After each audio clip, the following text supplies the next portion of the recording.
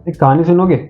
चलो एक कहानी सुनाता हूँ। ये जो कहानी है तुम्हारे प्यारे दोस्त राजू भाई की है। क्या कोई राजू नहीं है तुम्हारा दोस्त? मान लो यार तुम्हारा दोस्त कोई राजू है, मैथ वाले बच्चे हो, मान सकते हो।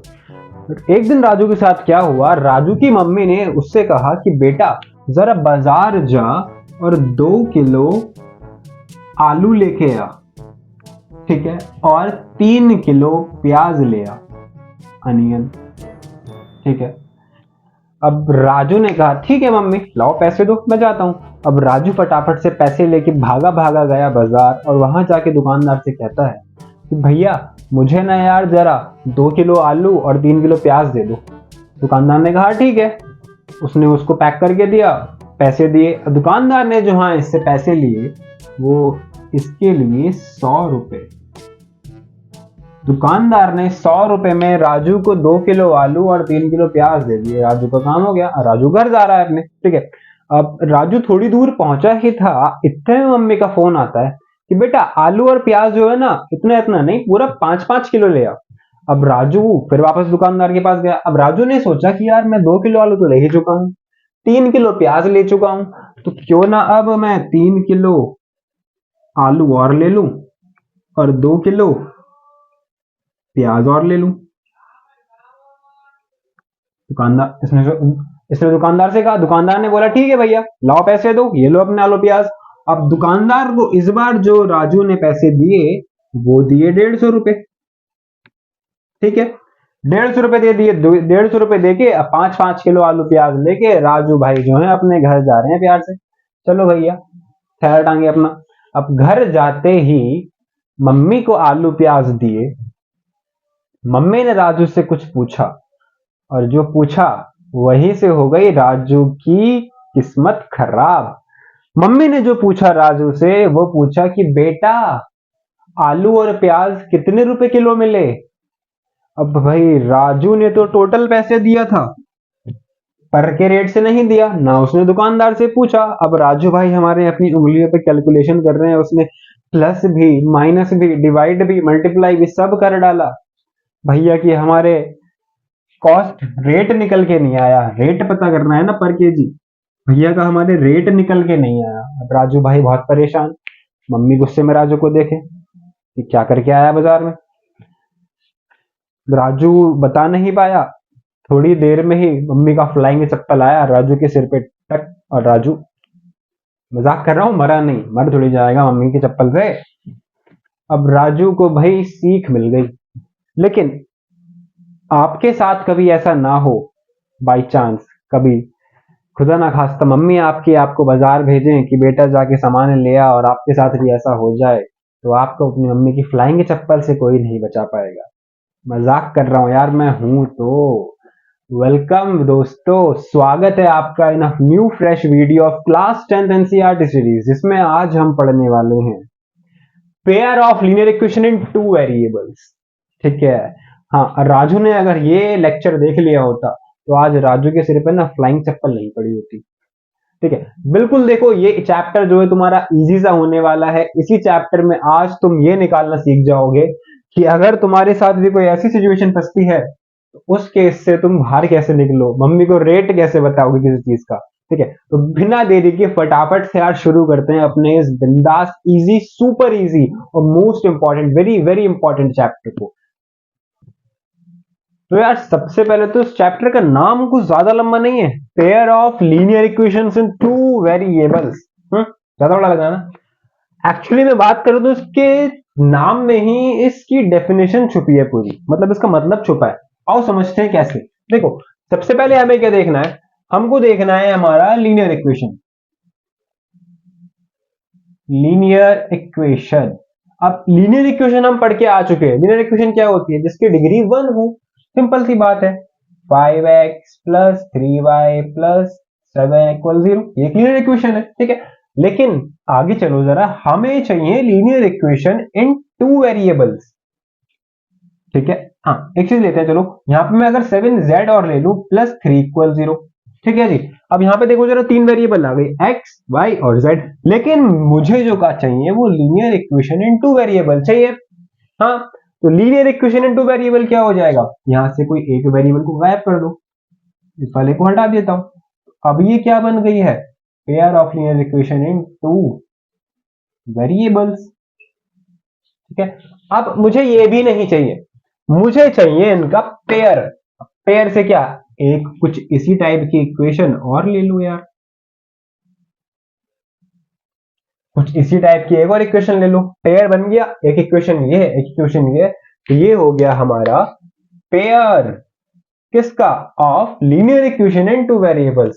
ठीक है, हम इतने पार्ट को, अगर तुम्हें याद हो, हम इतने पार्ट को तो क्लास 9th में पढ़ के आ चुके हैं, जहां पे हमने सिर्फ एक इक्वेशन पढ़ी थी, जहां हमने सिर्फ एक ही इक्वेशन पढ़ी थी। ठीक है, यहां पर जो है हमको अब इसका पेयर पढ़ना है, मतलब वैसी ही दो इक्वेशन पढ़नी है। इजी है। ठीक है, हाँ एक चीज बस ध्यान रखेंगे, हमारे पेयर में जो वेरिएबल आएगा वो सेम, मतलब सिर्फ टोटल दो ही वेरिएबल होने चाहिए, एक्स वाई, तीसरे की एंट्री नहीं होनी चाहिए, क्योंकि भैया तीसरा अलाउड नहीं है, दो वेरिएबल की बात करी है बस। ठीक है, अब फटाफट से देखो, मैं इसकी तुम्हें जनरल फॉर्म बताता हूं कैसे क्या होती है। तो देखो यार, अगर इसके हम जनरल फॉर्म की बात करें तो शॉर्ट में लिख दिया मैंने, general form of pair of linear equation two variables. ठीक है, ठीक है, तो देखो सबसे पहले तो हम लीनियर इक्वेशन की जनरल फॉर्म जो हमने क्लास 9th में पढ़ी थी उसको एक बार रिवाइज करते हैं, जो कि हमारी क्या थी, वो थी भाई हमारी ax plus by plus c equals to 0। ठीक है, ये थी हमारी pair of, sorry, linear equation in two variable की जनरल फॉर्म। देखो दो वेरिएबल आ गए हैं, दोनों में कुछ ना कुछ कॉफिशिएंट भी हो सकता है और एक अलग से कॉफिशिएंट भी एंट्री ले सकता है। ठीक है, सिंपल है, लेकिन हमें भाई अब ये नहीं पढ़ना है, हमें चाहिए इनका पेयर। अब पेयर कैसे करेंगे, हमें पेयर पेयर करने के लिए क्या करना पड़ेगा, एक और ऐसी इक्वेशन चाहिए ना, लो जी ये आ गई। अब चेंज क्या होगा इक्वेशन के अंदर, बस इक्वेशन में भाई जो हमारा चेंज होगा वो होंगे हमारे ये जो कॉफिशिएंट्स है ना ए बी सी, बस ये चेंज होंगे यार। तो हम क्या काम करेंगे, यहां पर इसको ले लेते हैं a1 b1 और c1। ठीक है, यहां पर ले लेंगे a2 b2 और c2। तो ये आ गया हमारा पेयर, देखो दो इक्वेशन आ गई ना अलग अलग, तो ये आ गया हमारा पेयर ऑफ लीनियर इक्वेशन की जनरल फॉर्म। अब यहां पर भी वही कंडीशन होंगी हमारी, हमारे दो वेरिएबल रहने चाहिए, तो इसका मतलब a, अलग कलर से लिख देता हूं, यहां पर हमारे पास क्या, where a1 and b1 a2 b2 not equals to होने चाहिए 0 के। क्योंकि भाई खुद सोच के देखो यार, अगर तुम्हारा a1 b1 a2 b2 में से कोई भी एक 0 हो जाए, कोई भी अगर 0 हो गया, तो यार ये वेरिएबल तो यहां से खत्म हो जाएगा ना, ये टाटा फिश हो जाएगा, बाय बाय हो जाएगा। हाँ, तो फिर इस तरीके से ये तुम्हारी दो वेरिएबल कहां बचेंगे, तो इसलिए यहाँ पर ये जो होना चाहिए नॉट इक्वल टू 0 होना चाहिए। दूसरी बात, हमने जो क्लास 9th में पढ़ा था, हमने ये पढ़ा था, एक पॉइंट लिख देता हूं मैं यहाँ पर, कि every linear equation has a straight line as its graph. मतलब क्या हुआ कि हर एक लीनियर इक्वेशन का क्या था, एक स्ट्रेट लाइन ग्राफ बनता था। ठीक है, हर एक लीनियर इक्वेशन की स्ट्रेट लाइन ग्राफ बनता था। तो अब जब ऐसी दो इक्वेशंस हमारे पास आ गई हैं, तो खुद सोच लो यार, जब दो इक्वेशंस हैं लीनियर इक्वेशन में, क्या सिंगल वाली में एक ग्राफ ऐसे करके आता था, हमारे पास दो इक्वेशन से दो ग्राफ आ जाएंगे कुछ ऐसे करके। हाँ, अब सोच के देखो कि ये दूसरा ग्राफ जो आएगा वो कैसे भी आ सकता है, जरूरी थोड़ी इसको कट करेगा इस ग्राफ को, एक ऐसे हो सकती है, दूसरी ऐसे हो सकती है, ऐसे हो सकती है, एक अगर यहां से जा रही है तो ऐसे जा सकती है बिल्कुल उसके ऊपर से, कैसे भी बन सकते हैं। देखो, तो कुल मिला के जो मैं आपको बताऊं, ऐसे तीन केसेस बनते हैं हमारे, जो कि यार बहुत ज्यादा इंपॉर्टेंट है, इस पर तो एक एमसीक्यू तुम्हारा आता ही आता है गारंटेड। और हाँ एक चीज बता दूं, ये चैप्टर तुम्हारा सुपर इजी होने वाला है। ठीक है, बिल्कुल आसान आसान से इसके क्वेश्चंस आने वाले हैं, और इससे भाई तुम्हारा जैकपॉट चैप्टर है ये, बिकॉज इससे जो है तुम्हारा MCQ, very short, short, long, case study, सब कुछ आ सकता है यार, कुछ भी। तो खुद बताओ, हुआ नहीं हुआ जैकपॉट चैप्टर, तुम्हारे तो यार मार्क्स की बारिश हो जाएगी आराम से। ठीक है, इजी से चैप्टर है एकदम, देखो इंपॉर्टेंट बहुत ज्यादा है, वेरी वेरी इंपॉर्टेंट है। इससे तुम्हारा लॉन्ग क्वेश्चन आने के चांसेस बहुत ज्यादा होते हैं। ठीक है, सीखेंगे आगे कैसे करना है लॉन्ग, बहुत इजी से लॉन्ग होगा, बिल्कुल इजी तरीका बताऊंगा तुम्हें। ठीक है, तो फटाफट से जरा उस टेबल की तरफ आते हैं जिससे हम पता कर सकते हैं कि दोनों इक्वेशंस में पेयर में आखिर क्या क्या कंडीशंस फॉलो हो सकती हैं। तो भाई देखो यार, ये है हमारी टेबल। ये टेबल जो है पूरी की पूरी आपको एनसीईआरटी के अंदर मिल जाएगी सेम ऐसी। ठीक है, इस टेबल से हम सब कुछ समझ लेंगे, आपको सब कुछ क्लियर हो जाएगा कि दो पेयर में, मतलब सॉरी, पेयर में एक लीनियर इक्वेशन की क्या क्या कंडीशंस होती हैं, वो आपस में कैसे कैसे मिल सकती हैं और क्या क्या उनमें होता है। ठीक है, हाँ उससे पहले जरा मैं बता दूं आपको एक चीज की हम बात करेंगे। पहले तो ये देखते हैं हमारी जनरल फॉर्म क्या थी, a1x plus b1y plus c1 equal 0। ठीक है, दूसरी आपको पता है a2x plus b2y plus c2 equal 0। ठीक है जी, सिंपल सी बात है। हाँ, तो अब मैं एक चीज बता दूं यहां पर, देखो पहली इक्वेशन से जो हमारा x का कॉफिशिएंट है वो एक तो a1 है और दूसरी से a2 है। सिमिलरली y का जो है b1 है और b2 है। ठीक है, और कांस्टेंट पार्ट हमारा c1 और c2 है। सारी कहानी जो है इनके इस कॉफिशिएंट पे डिपेंड करती है कि लाइंस हमारी आपस में एक दूसरे को इंटरसेक्ट करेंगे या नहीं करेंगी, या पैरेलल जाएंगी, या फिर कैसे हो सकती है। ठीक है, तो देखो तो हम क्या काम कर, मैंने यहां पर जो है टेबल के अंदर हमारे कुछ एग्जांपल्स दिए हुए हैं। ठीक है, एग्जांपल कैसे दिए हुए हैं, जैसे कि हमारी एक इक्वेशन हो गई x माइनस 2y इक्वल 0। ठीक है, अगली हो गई 3x plus 4y minus 20 equal 0। हम इस इक्वेशन में जो कॉफिशिएंट है x और y के, इनकी हेल्प से पता लगाएंगे कि हमारी लाइंस इंटरसेक्टिंग होंगी, कोइंसिडेंट होंगी, या फिर पैरेलल होंगी। तीन टाइप्स हो सकते हैं बस, इंटरसेक्टिंग, कोइंसिडेंट और पैरेलल। ठीक है, देखो कैसे पता लगाएंगे, हम क्या काम करेंगे, इनके इन कॉफिशिएंट्स का रेशियो निकालेंगे, a1 upon a2, b1 upon b2, c1 upon c2। ये रेशियो निकालने के बाद हम रेशियो में इक्वल चेक करेंगे कौन किसके इक्वल है कौन किसके नहीं है। तो पहले पार्ट की अगर बात करें तो पहले वाले में अगर आप ध्यान से देखो तो यहां पर आपको दिखेगा x का कॉफिशिएंट कुछ नहीं है तो क्या होगा भाई, यहां पर 1 होगा। ठीक है, y का कॉफिशिएंट है यहां पर माइनस का 2, साइन के साथ लेना है, ध्यान रखना हमेशा।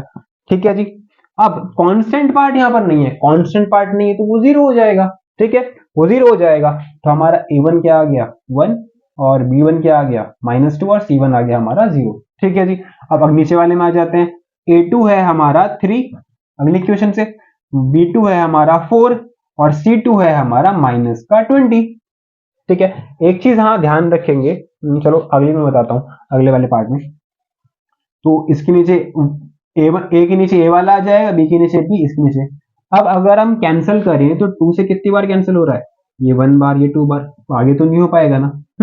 तो ध्यान से अगर हम देखें तो पहला रेशियो जो आया हमारा कितना आया 1/3, सेकंड वाला जो आया वो आ रहा है हमारा 1/2, वो भी नेगेटिव। इसका मतलब पहला वाला रेशियो जो है a1/a2 वो नॉट इक्वल है b1/b2 के, बस इतना चेक करना है। अगर आपको शुरू के दो रेशियो अनइक्वल मिल जाते हैं तो इसका मतलब वो जो होगी इंटरसेक्टिंग लाइंस होंगी। इंटरसेक्टिंग कैसी होती है सभी जानते हैं, कुछ ऐसे होता है, एक लाइन अगर ये आ रही है दूसरी इसको कहीं ना कहीं पे कट करेगी। ठीक है, इंटरसेक्टिंग लाइन होगी तो उसका यूनिक सॉल्यूशन आएगा, मतलब एक सॉल्यूशन आएगा।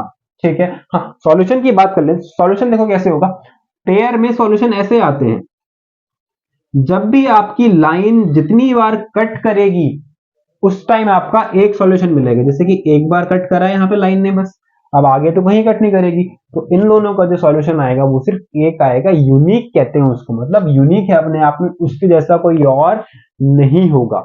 ठीक है जी, दूसरी चीज, सॉल्यूशन को जो हम दिखाएंगे वो x और हमारे y की फॉर्म में दिखाएंगे। ठीक है, ऊपर लिख देता हूं मैं, सॉल्यूशन को जो हम दिखाएंगे, सॉल्यूशन हम दिखाएंगे हमारा x, y की फॉर्म में। x y क्या होंगे हमारे कोऑर्डिनेट्स, इस पॉइंट की कोऑर्डिनेट, मतलब जो भी तुम्हारी x की वैल्यू आएगी वो यहाँ, y की वैल्यू जो भी आएगी वो यहाँ। ठीक है, तो इस फॉर्म में अपने सॉल्यूशन दिखाएंगे। तो समझ में आया, हम तीनों रेशियो चेक करेंगे। अगर आपके बस स्टार्टिंग के दो रेशियो अनइक्वल आ जाते हैं, थर्ड वाला इक्वल आए अनइक्वल आए, हमें उससे कोई मतलब नहीं है। अगर स्टार्टिंग के दो आपके अनइक्वल आ गए तो वो लाइन कैसी हो जाएगी आपकी? इंटरसेक्टिंग। इंटरसेक्टिंग मतलब एक जगह कट करेगी। एक जगह कट करने का मतलब है यूनिक सॉल्यूशन होगा, सिर्फ एक सॉल्यूशन आएगा। ठीक है जी, अगले पे आते हैं। अगला मैंने एक क्वेश्चन ये लिया, हाँ जो मैं ऊपर बताने को बात कर रहा था वो ये था, देखो जिस टाइप से आपकी पहली क्वेश्चन लिखी है ना, आप दूसरी को भी पहले वैसे ही लिखो, फिर हम उसका रेशियो मतलब उसके कोफिशिएंट्स देखेंगे क्या क्या है। कहने का क्या मतलब है, हमारा इक्वल में जीरो है और तीनों टर्म्स एक तरफ है, तो आपकी दूसरी इक्वेशन भी ऐसे ही होनी चाहिए, इक्वल में जीरो हो और सारी टर्म्स एक तरफ हो। ठीक है, यहाँ पर आपका a1 कितना है? 2 आ गया। a2 कितना है? 4 आ गया। 2/4 आ जाएगा हमारा 1/2। इजी। 3 6, 3/6 1/2। यहाँ पर माइनस का 9 है और यहाँ पे माइनस का 18 है, सॉरी माइनस का 18। ठीक है, तो माइनस से माइनस कैंसिल, 9 से कितनी बार? 1/2। मैं देख रहा हूँ यार, पहला रेशियो, दूसरा रेशियो, तीसरा रेशियो, तीनों 1/2 आए, मतलब a1/a2 बराबर है b1/b2 के बराबर है c1/c2 के। शुरू के दो भी इक्वल है और थर्ड तीनों के तीनों आपस में इक्वल है। अगर तीनों आपस में इक्वल है तो वो जो है आपकी लाइंस कहलाती है कोइंसिडेंट लाइंस। अब ये कोइंसिडेंट लाइन कौन सी होती है? देखो कोइंसिडेंट लाइन जो होती है, मान लो ये आपकी कोई लाइन गई यहाँ पे, ये लाइन गई ब्लैक। ठीक है, कोइंसिडेंट लाइन में क्या होता है, मान लो ये फर्स्ट वाली लाइन गई है आपकी इस तरीके से, ग्राफ जो बनाए ऐसे बनाए, तो सेकंड वाला जो ग्राफ है लाइन का वो भी बिल्कुल इसके ऊपर से ही जाएगा ऐसे ही, उसका रास्ता भी यही होगा। क्यों? देखो ध्यान से अगर तुम देखो, अगर मैं ऊपर वाली इक्वेशन में पूरी में 2 से मल्टीप्लाई कर दूं तो 2 2 जा 4, 2 3 जा 6, 2 9 जा 18, यार वही तो इक्वेशन है, बस वहां से 2 कॉमन निकाल लिया गया है। ठीक है, वही इक्वेशन है, इसलिए इन दोनों का ग्राफ जो है एकदम सेम आएगा। आप खुद सोच के देखो, दोनों लाइन जब एक के ऊपर एक बैठ के जा रही हैं तो वो तो वही हर पॉइंट पे टच करेंगी एक दूसरे को, कहीं भी ले लो सब जगह टच टच करेंगी। ठीक है, तो इसलिए कोइंसिडेंट लाइन के जो कितने हो जाएंगे हमारे, इनफाइनाइट मैनी सॉल्यूशन हो जाएंगे, बहुत सारे, कितने ही ले लो, कैसे ही ले लो, कहीं भी ले लो, सारे सॉल्यूशन ही सॉल्यूशन है। ठीक है, अगले पे आते हैं। अगला हमारा ये है एक्स का कोएफिशिएंट 1, यहाँ पर सॉरी यहाँ पर 2 है, 1/2 आ जाएगा। ठीक है, अगला हमारा 2, अगला यहाँ पे भी हमारा ये कितना है भी 2, 2/4, 2/4 कैंसिल हो क्या आ जाएगा 1/2। सी वाला पार्ट जो है हमारा -4 और माइनस का 12 है, कैंसिल हो क्या आ जाएगा 1/3। अरे यार, पहला हमारा 1/2 था, ठीक है, दूसरा 1/2 था, ठीक है, मतलब शुरू के दो तो इक्वल है आपस में, लेकिन तीसरा वाला जो है हमारा अनइक्वल आ गया। अगर शुरू के दो इक्वल हो और तीसरा वाला अनइक्वल आए तो इसका मतलब वो लाइन है हमारी पैरेलल। पैरेलल तो सभी जानते हैं कैसी होती है, दोनों लाइन आपस में एक दूसरे को कभी टच नहीं कर रही। अब मैंने क्या बताया था, सॉल्यूशन तभी मिलेगा जब आपस में एक दूसरे को कम से कम एक बार तो टच करे। पैरेलल तो कभी टच करती नहीं है, जब टच नहीं करती है तो इसका मतलब उसका कोई सॉल्यूशन होगा ही नहीं। ठीक है, तो पैरेलल लाइन में इसलिए हमारे कितना सॉल्यूशन रहेगा? No solution. ठीक है, इजी। ठीक है, पैरेलल लाइन आ जाएगा हमारा नो सॉल्यूशन। दूसरी चीज, जिन लाइंस का हम सॉल्यूशन पता कर सकते हैं, बेसिकली दो ही है हमारी, इंटरसेक्टिंग और कोइंसिडेंट, इन दोनों के सॉल्यूशन हमारे पास आते हैं, ऐसी लाइंस को हम कहते हैं, सॉरी लाइंस को नहीं, ऐसी पेयर ऑफ इक्वेशंस को हम कहते हैं कंसिस्टेंट।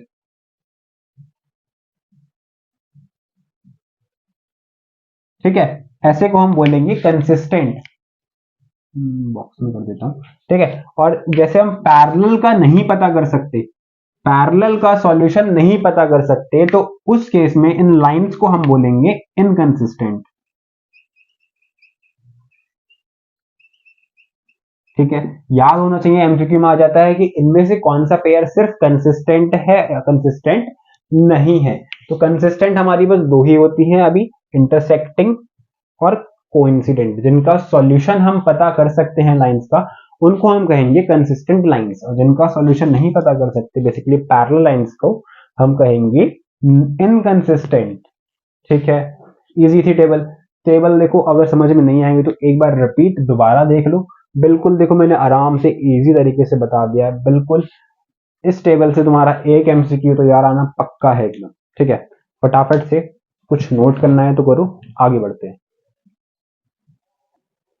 अब देखो थोड़ी सी बात कर लेते हैं कि हम इस चैप्टर आखिर पढ़ने क्या क्या वाले हैं। देखो हम जो है इसके अंदर तीन टाइप के सॉल्यूशंस पढ़ने वाले हैं। जिस तरीके से हम इक्वेशन को सॉल्व करेंगे। पहला होने वाला है हमारा ग्राफिकल मेथड। ग्राफिकल मेथड, एक तो हमारे पास मेथड है ग्राफिकल है कि हम ग्राफ बनाकर, ग्राफ ड्रॉ कर कर लाइंस का उसके सॉल्यूशंस को पता कर सकते हैं, ठीक है। दूसरा होने वाला है हमारा जो कि काफी अच्छा है, सब्स्टिट्यूशन मेथड, ठीक है। सब्स्टिट्यूशन मेथड जो है, देखो तुम सब जगह लगा सकते हो, चाहे तुम्हारी इक्वेशन लीनियर हो, क्वाड्रेटिक हो, क्यूबिक हो या बाय क्वाड्रेटिक, या कैसी ही इक्वेशन आ जाए हमारे पास, सब में लगा देंगे हम इसको, ठीक है। तो ये मेथड जो है तुम्हारा ऐसा है, ये तुम्हारा एक तरीके से यूनिवर्सल की है इक्वेशन को सॉल्व करने की, यूनिवर्सल चाबी है, जैसे होती है ना कि लगा दो कहीं भी और वो बस हो जाएगी सॉल्व, वो सर मतलब ताला खुल जाएगा, उसी टाइप का ये, बस लगा दो इसको सॉल्व तो ये कर ही देगा। तीसरा जो है उसमें तुम्हें सबसे ज्यादा मजा आने वाला है पढ़ने में, तुम्हारा फेवरेट होने वाला है, जो कि तुम्हारा होगा elimination. Elimination, ELIMINATION, elimination method, ठीक है। एलिमिनेशन मेथड देखो बहुत सुपर इजी मेथड है, ठीक है। तो तुम्हें मजा आने वाला है इसमें, इन तीनों मेथड्स में। देखो हाँ, ग्राफिकल मेथड जो है उसके मैं बस ज्यादा क्वेश्चन नहीं करा पाऊंगा, थोड़े ही कराऊंगा, क्योंकि यार देखो ग्राफ को ना इस बोर्ड पर ड्रॉ करना बहुत मतलब थोड़ा चैलेंजिंग हो जाता है, टिपिकल हो जाता है, और मैं ड्रॉ कर दूंगा लाइंस और उसमें मेजरमेंट अगर थोड़ा बहुत ऊपर नीचे गड़बड़ हो गया तो यार वो मतलब सॉल्यूशन हम उसका पता नहीं कर पाएंगे, पूरा ग्राफ मतलब ऐसे मतलब बोर्ड पे ड्रॉ करना बहुत मुश्किल है यार वो, क्योंकि बोर्ड पे हम एक्यूरेट मेजरमेंट्स जो है इस पर नहीं ले सकता हूँ मैं, ठीक है। बाकी हम सब्स्टिट्यूशन मेथड को फोड़ने वाले हैं, एलिमिनेशन को फोड़ने वाले हैं, ठीक है। ग्राफिकल में आपको समझा दूंगा, ऐसे ही एक या दो क्वेश्चन करा दूंगा, आ जाएगा समझ में, ज्यादा आता भी नहीं है एग्जाम में जो आता है हमारा वो सब्स्टिट्यूशन और एलिमिनेशन ही आता है बस, ग्राफिकल तो बिल्कुल ना के बराबर आता है, ठीक है। तो अब इनके आज इस वीडियो में इतना ही, इन तीनों पर जो है मैं एक एक सेपरेट वीडियो डाल दूंगा आपकी एक्सरसाइज वाइज जो भी आपकी बुक के अंदर होगा, ठीक है। आज की वीडियो में इतना ही, ये था आपका introduction pair of linear equation in two variables का। अब इसकी वीडियो बहुत जल्दी आने वाली है, ठीक है। तब तक इस वीडियो को जरा लाइक कर दो, शेयर कर दो अपने दोस्तों के साथ, एंड सब्सक्राइब। Bye bye.